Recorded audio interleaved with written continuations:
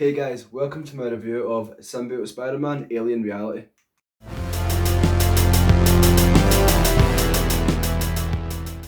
It was written by Peter David with art by Greg Land.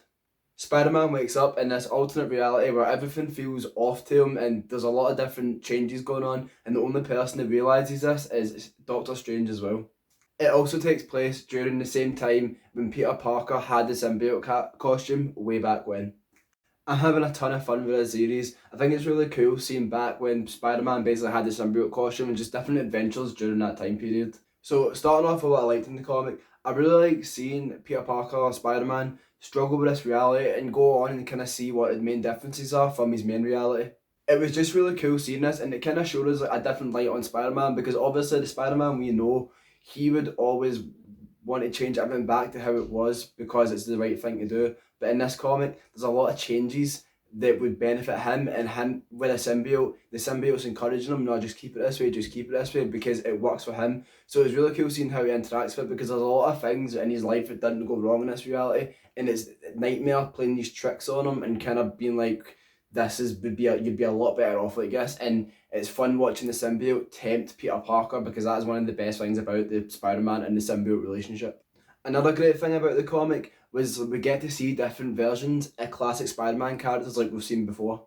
So for example, Black Cat's in the comic, but she's got a complete different identity. It's not Felicia Hardy, it's somebody else entirely, but she still has this relationship with Spider-Man in it, and it's quite weird for him because obviously, and during this time he has a symbiote, his girlfriend at the time is Felicia Hardy, Black Cat. So when he's like interacting with her, you can just tell he feels really awkward because he kind of feels like he's cheating on her in a way. And it's quite funny seeing the interactions, because this is like, in this reality, his girlfriend, she's flirting back and forth with him and he's just feeling awkward the entire time. And I just thought it was quite funny and added some good humour to the comic as well. The main villain of the comic was Hobgoblin, and I really like the twist we had on him, because obviously this takes place in a different reality, and I really like the twist we had on him this, because it was a lot different for the Hobgoblin we've seen before, and it really pushed Spider-Man to his limits, and Spider-Man literally couldn't beat him at a certain point. So I really enjoyed that. It was different because obviously Spider-Man's usually like used to beating up the Hobgoblin very easily and that's it. But in this, he struggled so badly to do it, and he had to go back and kind of reevaluate everything. So I really enjoyed that, because it wasn't just Spider-Man punches a villain and that's it. He actually had to go through a lot to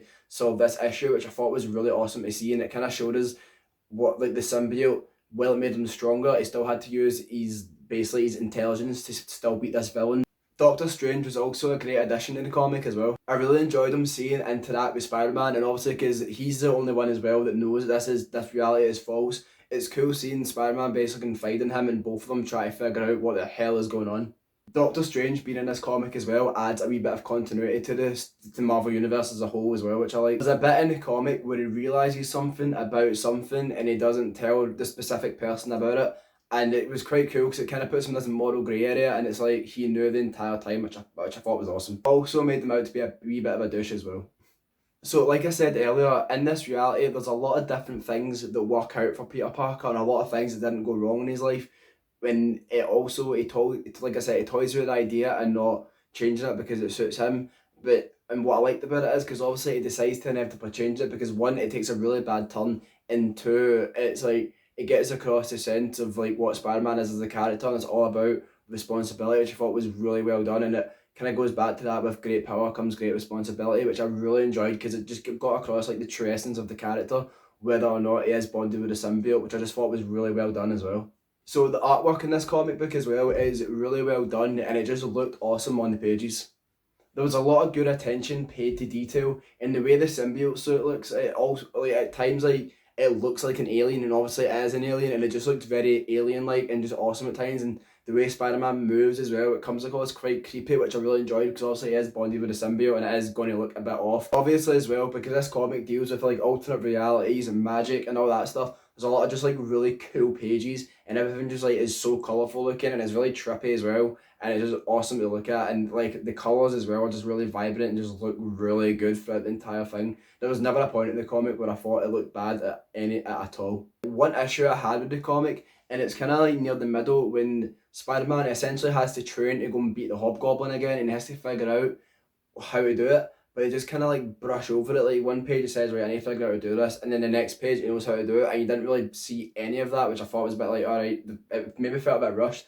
But apart from that, like the rest of the comic is awesome, and I did really enjoy reading it. It was just that one wee bit that I was just a bit like, okay, I was just like completely brushed over that, but oh well. Overall, would I recommend the comic? Definitely. I really think you guys should check this one out because, like I said, it takes place during the same time when Spider-Man has a symbiote, and it's another glance at that, which I thought just looked really cool. And there's also like a wee kind of nods, like where Nightmare would look at the symbiote suit and just kind of say things about it, and you're like, that's referencing something that's going to happen in the future. So it's got a lot of fan service in it as well if you're a fan of the symbiote comics and like Venom and stuff, and I thought that was awesome as well. So if you're a big fan of Spider-Man, Venom, or even just Marvel comics in general, I'd highly recommend checking this comic out.